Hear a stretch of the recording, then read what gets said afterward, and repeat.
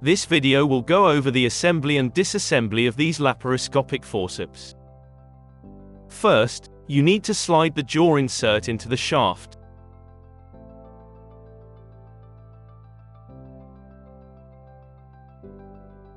Secure this in place with a clockwise turn. Now take the handpiece.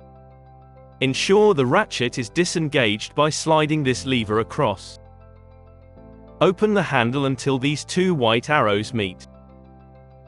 While holding the handle open in this position, you need to slide the shaft into the handle until you hear a click.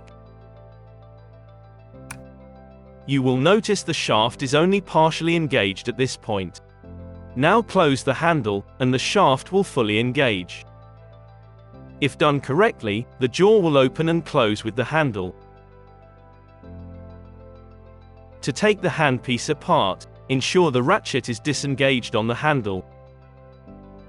Now depress the two black buttons, and open the handle, until the two white arrows meet. This will disengage the shaft from the handle. You can now carefully pull out the shaft. To remove the jaw insert from the shaft, give the insert a gentle twist anti-clockwise and you will then be able to slide it out.